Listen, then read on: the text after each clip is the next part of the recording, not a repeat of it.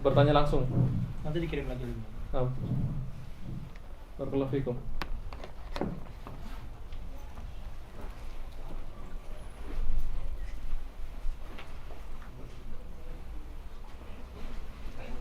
Assalamualaikum Mas.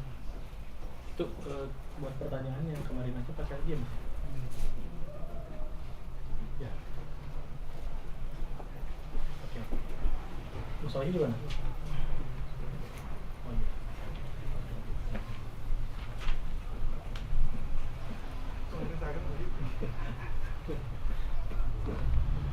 Bagi yang malu-malu secara langsung bisa dicatat di melalui kertas. Kalau sudah mau bicara langsung bisa ditulis melalui kertas. Di link pun itu langsung sampai kok itu. Yang di sini pun kalau mau pakai yang link pun nanti lebih mudah.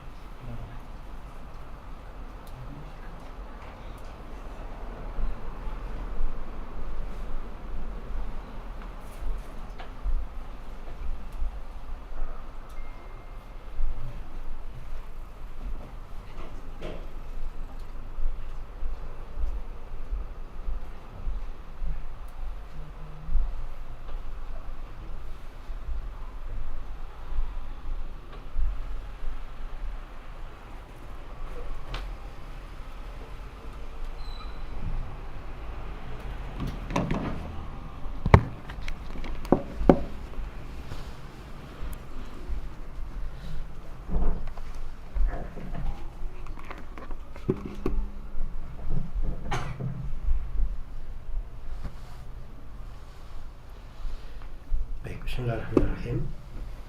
Alhamdulillahirabbil alamin. Wassalatu wassalamu ala mabu'uts rahmatan lil alamin. Nabiyina Muhammad wa ala alihi wa sahbihi wa man tabi'ahum bi ihsanin ila yaumiddin, amma ba'd.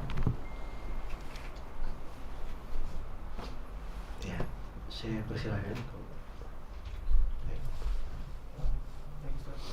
Terima kasih atas kesempatannya Ustaz. Yang ingin saya tanyakan adalah bagaimana terkait ibadah dan semisal tes. Oh iya. Pertanyaan saya adalah terkait puasa nazar Ustaz. Jadi puasa nazar ini kan terkadang kita lakukan dengan niat yang terkait masalah duniawi. Semisal untuk anak sekolah misalnya dia berpuasa nazar dengan harapan mendapatkan nilai yang baik dan semisalnya Ustaz. Nah, itu kan artinya dari sisi niat itu sudah ada keinginan-keinginan duniawi di situ Ustaz. Nah, sedangkan yang namanya ibadah kan semestinya itu hanya untuk Allah Ustaz. Ya, mohon penjelasannya Ustaz. Terima kasih. Ya, barakallahu fiik. Jadi ini pertanyaan terkait dengan masalah nadar ya. Misalnya bernadar puasa. Tapi niatnya untuk hal-hal yang terkait dengan dunia. Ya itu banyak ya bentuknya. Misalnya seperti kalau anak sekolah berhasil dia bernadar mau puasa begini. Atau kalau misalnya dia berhasil kerja dia bernadar begini. Kalau dia berhasil begini. Tapi perkara-perkara dunia. Pertama begini saya terangkan tentang hukum nadar itu. Nadar itu dua jenis. Ada nadar semata dia lakukan karena Allah, tidak mengharap imbalan apapun. Misalnya, ya Allah saya bernadar untukmu puasa 1 hari. Nah, itu kan nadar, artinya puasa itu tidak wajib. Tapi nadar itu dia wajibkan untuk dirinya dengan sebuah ketaatan karena Allah. Nah, kalau ini nadar yang seperti ini tidak apa-apa ya. Ini nadar yang bagus. Dan itu nadar ibadah. Tapi jenis yang kedua dari nadar, ini yang ada silam pendapat di tengah para ulama. Itu nadar bil muqabil. Dia bernadar ingin ibadah, tetapi ada imbalannya. Ya, kalau saya lulus, saya bernadar puasa 3 hari. Misalnya kalau saya transaksi bisnis ini berhasil, saya untung 1 M, saya akan pergi umroh. Nah, itu kan nadar juga kan, tapi ada imbalan. Ya, ini silam pendapat para ulama. Apa itu boleh atau tidak? Kalau saya sendiri, saya condong kepada pendapat itu tidak diperbolehkan. Karena ilahnya memang disebut innama yustakhraju minal bakhil. Itu hanya dikeluarkan dari orang yang bakhil saja. Jadi maksudnya mau ibadah kepada Allah tapi dia minta dulu gitu. Bakhil sekali kan? Ya. Baik itu dari hukum awal dia bernadar. Tapi dari sudut hukum kalau nadar sudah diucapkan itu lain lagi. Yang pertama maupun kedua, ada yang misalnya sudah terlanjur dia bernadar. Kalau saya lulus, saya bisa kerja di sini, saya akan nadar puasa 3 hari. Dia sudah ucapkan, sudah dia nadarkan. Terjadi. Nah, di sini dari sudut kewajiban dia wajib untuk berpuasa 3 hari. Jelas ya? Jadi dibedakan antara nadarnya dan kewajiban melaksanakan nadarnya. Kalau nadarnya tadi ada 2 hukumnya ya. Ada yang bagus, ketaatan, ada yang satunya silam pendapat. Adapun dari hukum kewajiban melaksanakan nadar, nadar itu kapan dia sudah ucapkan wajib dia laksanakan. Sepanjang nadarnya bukan nadar maksiat. Misalnya kalau saya lulus, saya mau pukul si fulan. Nah, itu nggak boleh ya dia. Itu sebab nadar maksiat. Baik. Ada yang kadang bertanya, dia dulu tidak tahu hukum. Tapi begitu kenal sunnah baru dia tahu. Saya dulu bernadar kalau saya begini saya mau pergi ke kuburannya si fulan. Nah, itu tidak boleh dia laksanakan nadarnya. Haram. Sebab itu nadar apa namanya? Nadar maksiat. Iya. Wallahu ta'ala a'lam. Baik. Silakan Pak. Assalamualaikum. Afwan Tat, ini sedikit bertanya OT atau out topik mengenai safar Tat ya. Jadi bagaimana hukumnya apabila kita bersafar dari negeri A menuju negeri B di hari yang sama? Misalnya kita bersafar pada waktu asar. Di ketika itu kita berangkat, tiba di negeri tujuan pada waktu maghrib tiba. Jadi boleh dibilang melewati beberapa waktu sholat. Itu jadi matahari kita nggak bergerak gitu, nggak bergerak menuju ke arah malam di ketika kita bersafar Tat. Itu bagaimana hukumnya Tat? Jadi mataharinya kita safar ya. Ya. Nah, sekarang waktu asar.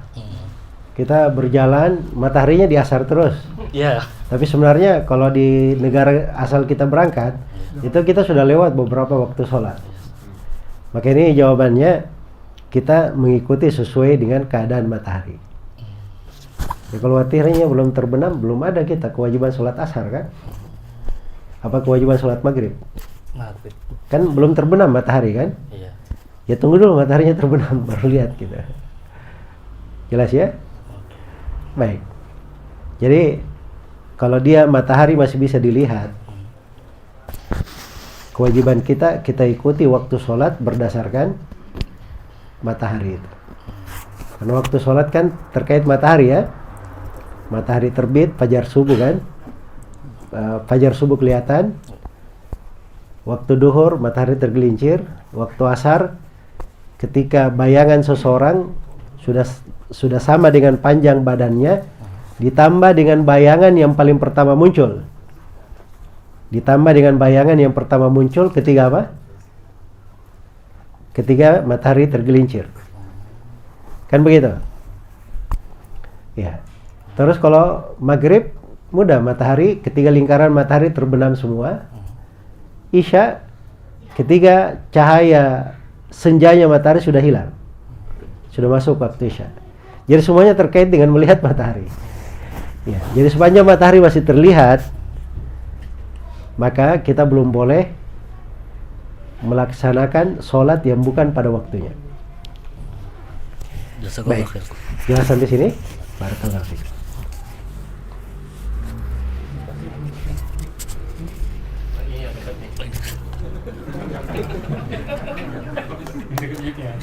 Bismillahirrahmanirrahim. Assalamualaikum warahmatullahi wabarakatuh. Assalamualaikum warahmatullahi wabarakatuh. Saya ingin bertanya, insya Allah 2 pertanyaan Ustadz. Yang pertama tentang tentang bersyahadat ya, atau dalam bahasa Indonesia itu dikatakan bersaksi. Saya mohon penjelasan tentang bersaksi itu yang seperti apa secara komprehensif. Dan yang kedua terkait urutan rukun Islam tadi ya, bahwa ternyata haji itu lebih dahulu ketimbang Ramadan.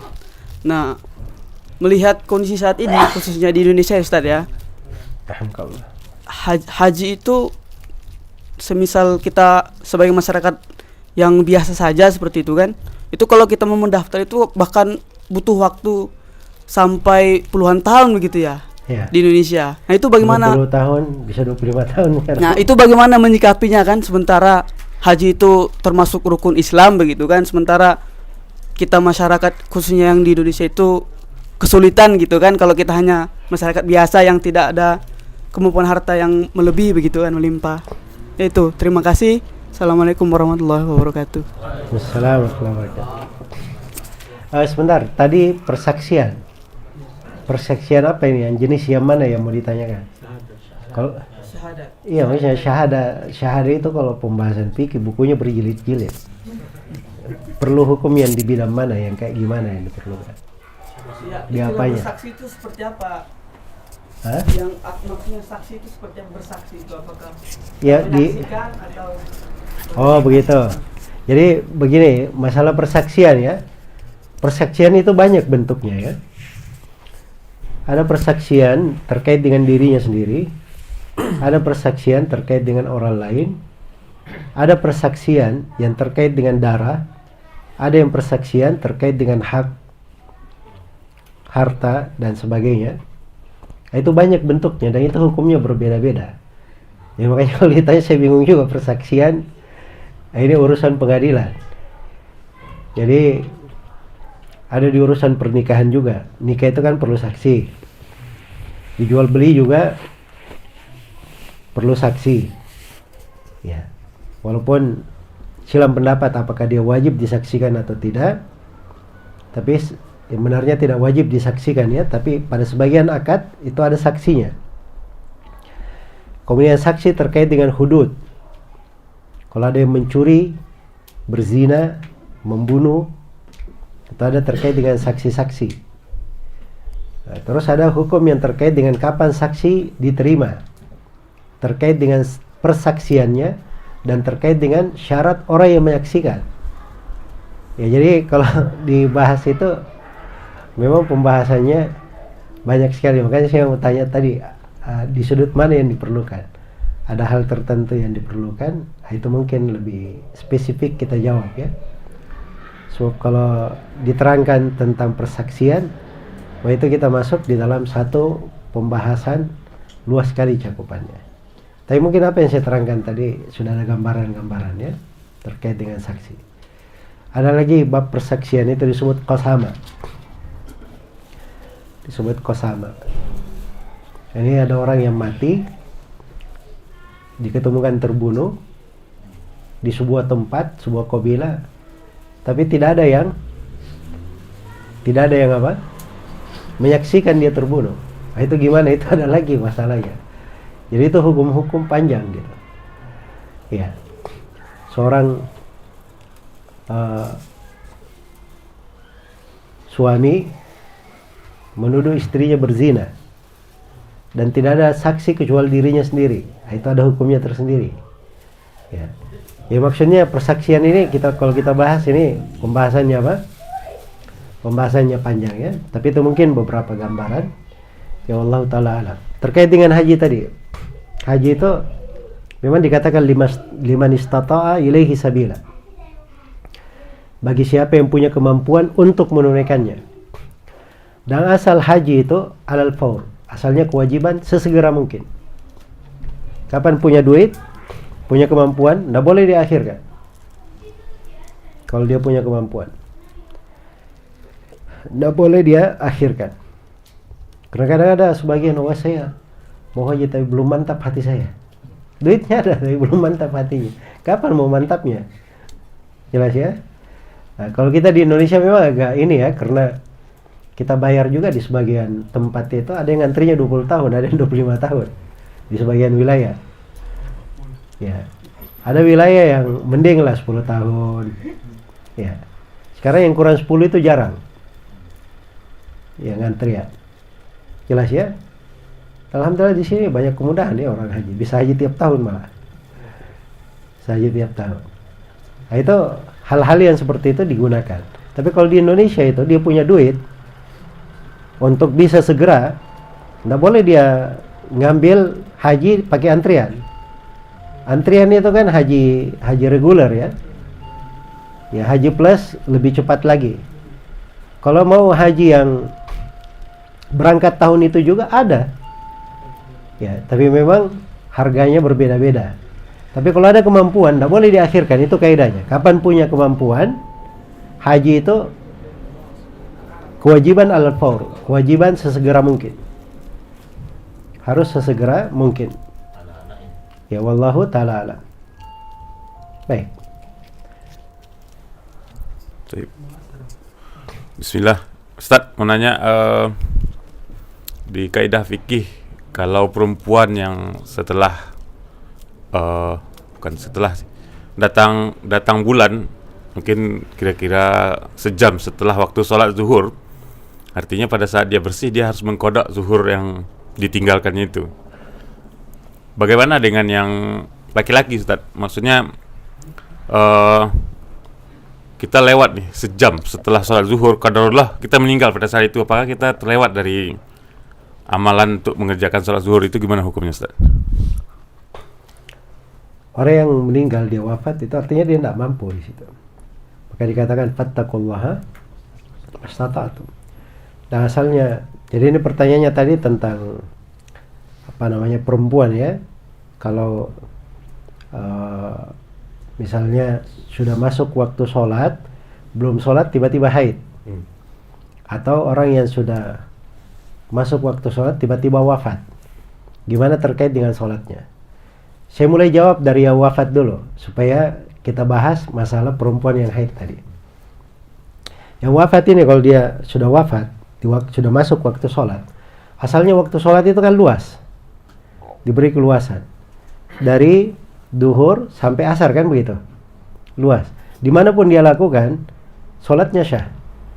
Tapi kalau laki-laki, kenapa dia belum sholat begitu padahal sudah masuk waktunya? Itu yang menjadi pertanyaan. Tapi kalau misalnya dia sudah datang ke masjid, tunggu sholat berjamaah, tiba-tiba wafat, artinya tidak ada kesalahan di dia sama sekali.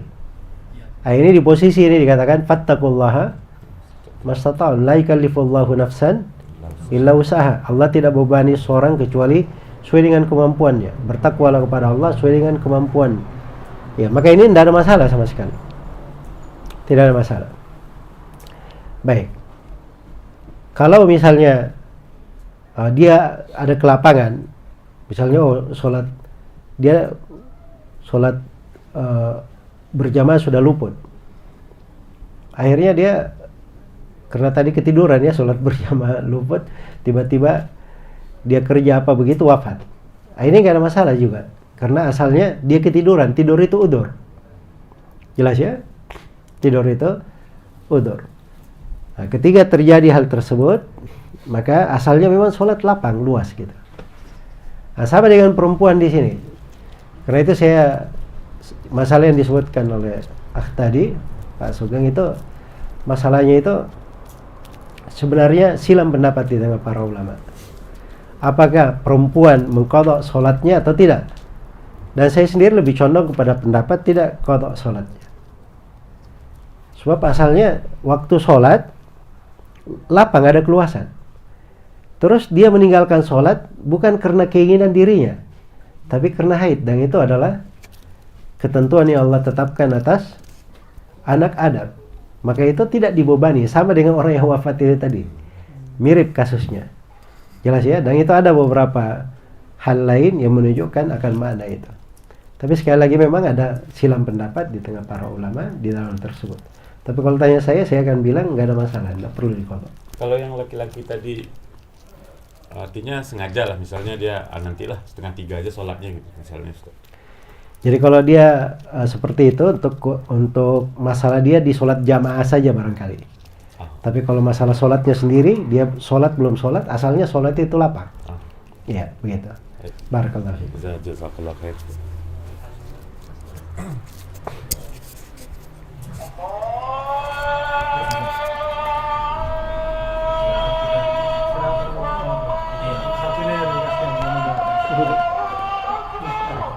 Oke. Bismillah.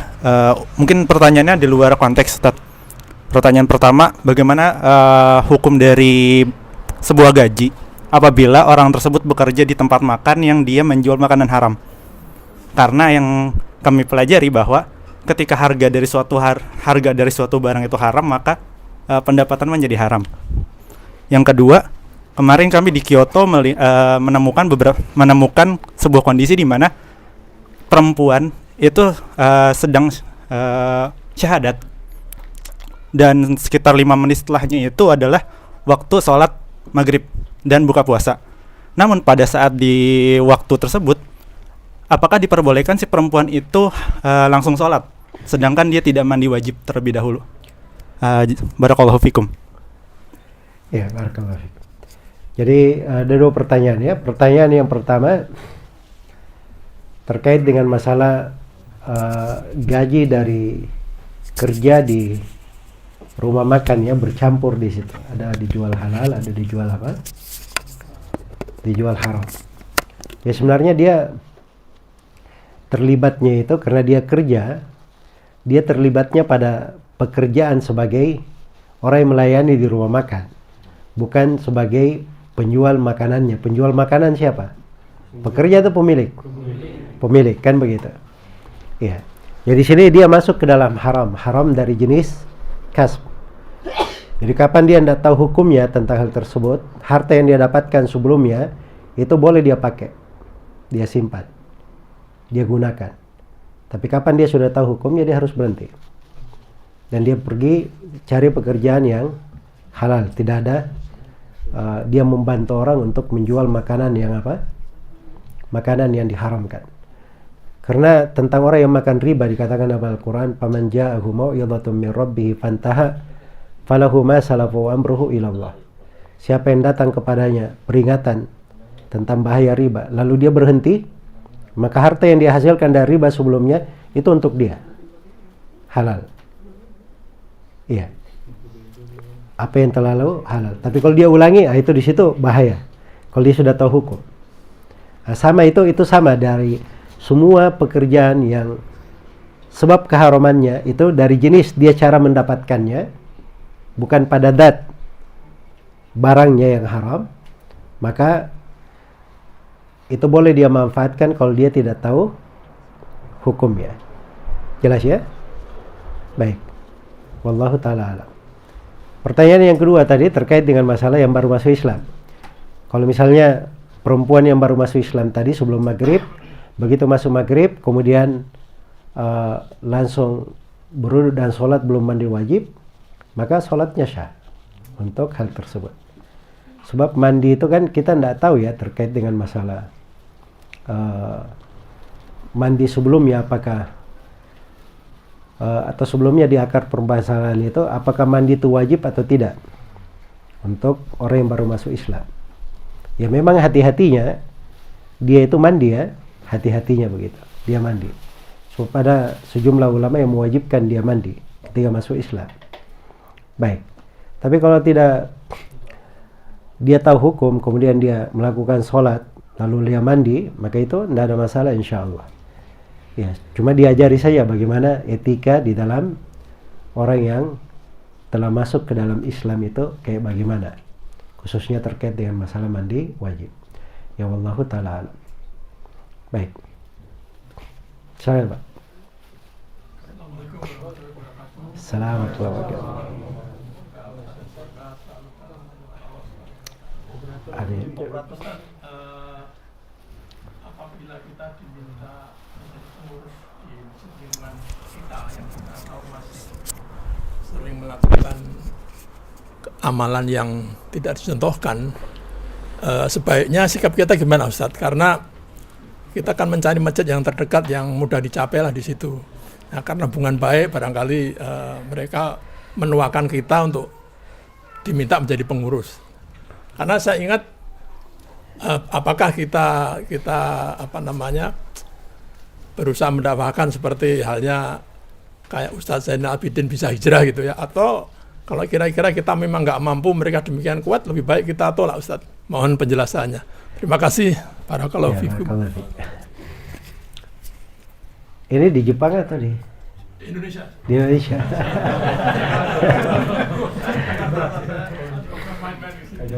Iya. Ya sebenarnya begini ya, jadi pengurus di masjid itu bagus ya kalau kita bisa merubah ya. Ada hal yang kita bisa rubah, kita bisa berbuat baik. Ya kita bersyirikat di situ nggak apa-apa. Kalau ada yang berbuat kesalahannya, itu kesalahan mereka, bukan kesalahan kita kan. Jadi ada namanya memperkecil kejelekan. Bahasanya memperkecil kejelekan. Daripada banyak kejelekan, mending kita apa? Kita perkecil kalau tidak bisa dihilangkan semuanya. Iya, tidak bisa dihilangkan semuanya. Dan itu ada makna-makna syariat yang menjelaskan tentang kaidah seperti itu. Baik, cuma menjadi masalah ketika kita berada di situ, kita bisa memperkecil atau tidak?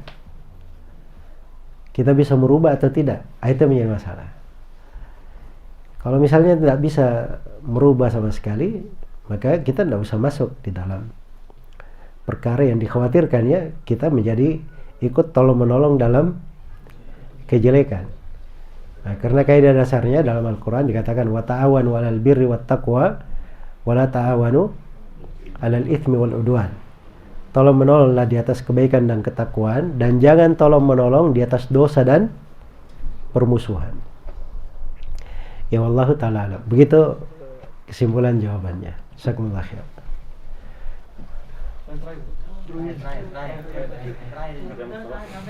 Baik, terakhir. Maksudnya terakhir untuk kita break ini kan, kita mau break dulu supaya jemaah masjid ini sholat. Assalamualaikum warahmatullahi wabarakatuh, Ustadz. Terkait tadi yang bekerja di restoran makanan seperti itu, kemudian bagaimana hukumnya misalkan kita sebagai pengurus LPK atau kita bekerja di suatu LPK yang LPK tersebut menyediakan pekerjaan untuk para orang-orang Indonesia yang bekerja di restoran makanan yang seperti tadi, Ustadz. Bagaimana itu hukumnya? RPK.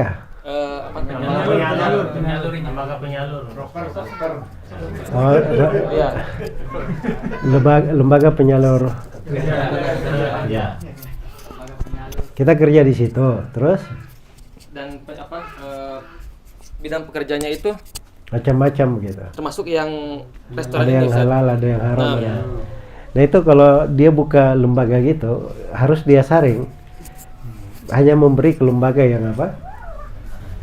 Yang aman begitu. Jangan dia kasih kerjaan orang di pekerjaan yang haram. Menjerumuskan, iya menjerumuskan. Iya. Kamu punya LPK ya?